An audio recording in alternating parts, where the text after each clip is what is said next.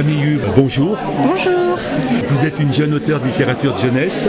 Vos romans s'inscrivent dans le genre heroic fantasy. En 2018, vous étiez au salon pour présenter votre premier roman, Fragosenta, la pierre d'Aderada, le premier tome d'une saga fantastique. Et vous êtes de retour à Gélin avec le deuxième tome, Les dragons d'Atercaille. C'est ça, voilà. Oui. On retrouve Swann dans de nouvelles aventures. Oui. Elle est entourée de dangers multiples. Oui. Qui est ce roi de sable? Racontez-nous un peu, Camille Hub. Le roi de sable, que dire? C'est qu'il y a un personnage assez mystérieux qui va avoir son rôle à jouer. Oui. Je vais pas en dire trop parce qu'il y a plein de choses à découvrir encore à son sujet. Mais voilà, il aura un rôle important, on va en entendre parler un peu plus que dans le premier tome. Et puis voilà, il a des secrets qui vont devoir éclater au grand jour. Et Swann, quelles épreuves va-t-elle affronter? Swann, elle va toujours devoir faire face à différentes épreuves qu'elle va subir tout au long de son voyage, parce que comme dans le premier tome, elle va continuer à beaucoup bouger. Oui. Mais cette fois, ce sera surtout face à son adversaire principal, on va dire, qu'elle va devoir se battre.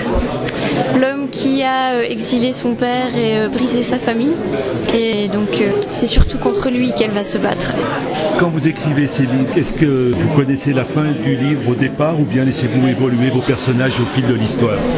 Alors, en général, quand j'écris les romans, je sais d'où je pars et je sais où j'arrive. Et après, entre les deux, disons que j'évolue avec mes personnages, on va dire. J'ai rien de fixé. Et maintenant, si on regarde la première couverture d'illustration, parlons un petit peu d'illustration, on voit un dragon, de la brume, un château. Êtes-vous l'auteur de ces illustrations? Alors, c'est pas moi qui suis l'auteur des illustrations, mais c'est moi qui les ai choisies. Voilà, donc vous êtes intervenu dans le choix de... Oui, absolument. J'interviens dans le choix des images. Et voilà, déjà dès le départ, c'est moi qui dis, pour la couverture, je voudrais ça. Et à partir de là, on me propose des illustrations que je valide ou que je valide pas. Et pour vous, est-ce que la première couverture a une grande importance? Ah oui, beaucoup, oui. Un visuel qui n'attire pas, forcément, c'est un livre qui ne sera pas vendu. À propos du genre littéraire, qu'est-ce qui vous donne envie d'écrire dans le genre heroic fantasy? De l'heroic fantasy parce que c'est ce que je lisais beaucoup, c'est ce que je lis beaucoup depuis que je suis petite.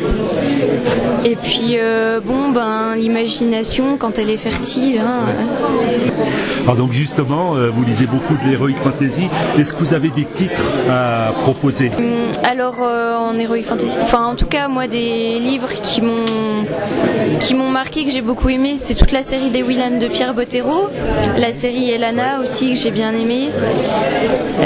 J'ai lu aussi Les Chevaliers d'Émeraude d'Anne Robillard, pas jusqu'au bout, pas tous les dérivés.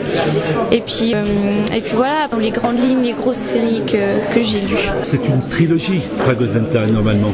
Oui, c'est ça, donc, oui. Il va y avoir un troisième volume à venir. Oui. Est-ce pour bientôt? Oui, c'est pour prochainement, très vite. Ça devrait pas tarder à arriver. L'année passée, vous parliez aussi d'un projet d'écriture d'un roman de science-fiction. Oui. Donc c'est un petit peu différent. Tout à fait, alors, oui. Est-ce toujours le cas? Alors oui, c'est toujours d'actualité. J'ai commencé à travailler un petit peu dessus et puis je suis toujours bien décidée à continuer à finir ce projet et puis peut-être à publier un autre livre. Nous sommes impatients de découvrir tous ces nouveaux livres. Merci. Merci à vous.